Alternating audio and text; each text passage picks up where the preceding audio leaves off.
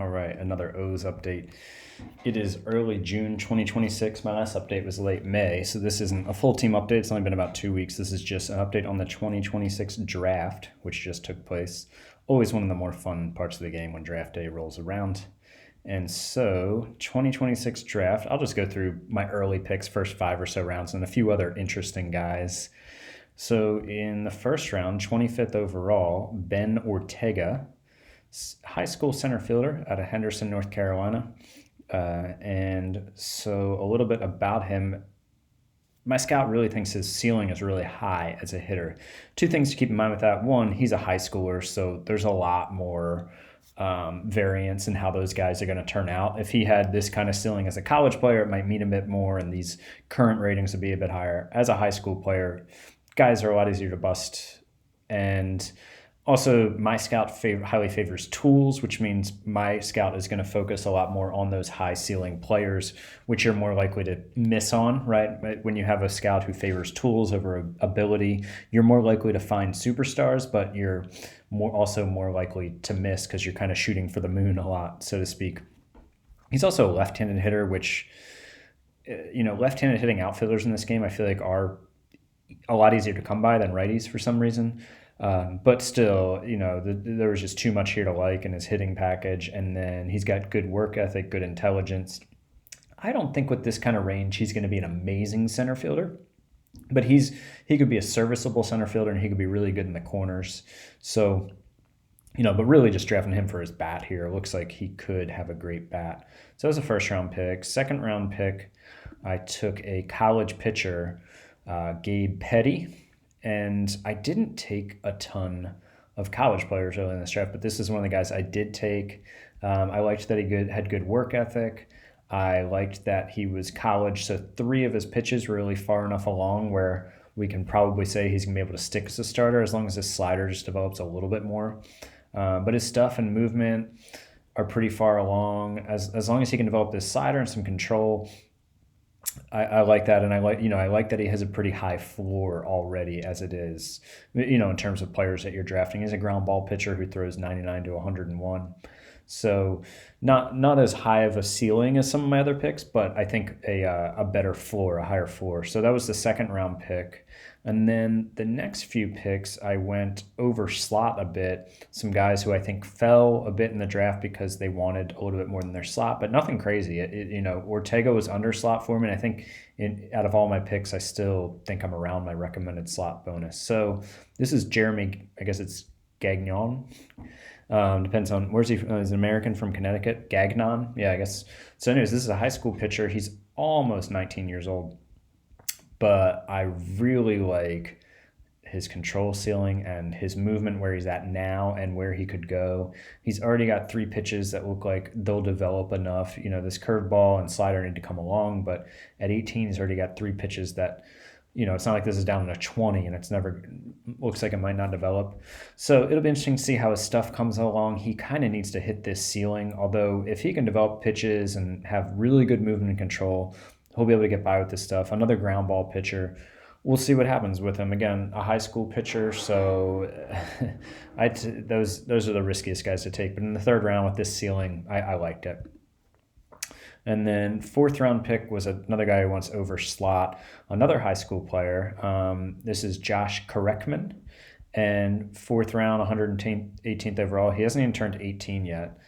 And so, look at this bat, though. Like, if he were to able to hit his ceiling here with power, he could hit 1,000 home runs per season, approximately. The OSA doesn't like his power quite as much, but still in the same ballpark, and he's a fly ball hitter, extreme pull. I think, and look at the speed. He can bunt well. I don't know, man. This guy will be fun to watch as long as he doesn't totally bomb out. And he has really good work ethic, and he's a leader. I like both those things. His error rating is a little concerning to see it that low. Range is 60, arm is 55, so he could play center field, or he could be just really excellent in the corners. So we'll see what happens with him. But I think this is going to be a fun guy to watch as long as he doesn't just totally bust in his first 2 years. And fifth round, do a couple more of these. Chris Sandoval, he's a shortstop, another 17-year-old high school senior. He's a left-handed hitter. great range, good arm. Air and double play is good enough. I think he could probably play anywhere in the infield here with those ratings. And then outfield, he's got decent range. His air rating isn't great, but he's got a great arm. I think he could probably play corner outfield too. Like I said, he's only 17. He's a leader. He's loyal. He's not greedy. His intelligence is low, which isn't the best always for developing to the top of your potential. Often you want work ethic and intelligence for that. But, high school player with a good ceiling for a fifth-round player, I think. But obviously, super low floor. So from there, I'll just show a few more of the guys that are interesting. This was one of the more interesting picks. Zack Stroud, relief pitcher. Why would I pick this guy? Looks like he could be an okay relief pitcher. He's 18, but he's a two-way player. And say I'm like, all right, I want this dude to be a third baseman. While he can't field at all yet, and his range sucks, and his arm might not be good enough for third, so some very concerning things in terms of him being in the field. But he's got high intelligence. Talks with the coaches long after the drills are over. But look at this bat, man. Great gap power, average contact ceiling, decent home run power, and then looking like he could have a really good eye at the plate too. So I think I will probably just let him be a third baseman. I don't really care about a average reliever. I'd much rather him play third base and try to develop this ceiling. And, we'll see about the glove. That, when you're 18, if you can hit like this, we'll figure out the rest from there. And then a couple other guys fell just because they're so one-dimensional, but will be fun to follow. This is Jeremy Gaines. Jeremy Gaines is a designator hitter. He's 18. He's never going to play the field. I mean, not the outfield either. He can't even play first base adequately, but he can crush the ball apparently. He hit in his high school season. He had 11 home runs and 17 doubles in 103 plate appearances. Played against average competition. But anyways, his home run power 65, 60 discipline potential, 60 gap power potential. In the 8th round, hey man, if you can develop into a really good bat, I don't care if you play the field. We'll figure that out when you get to the majors.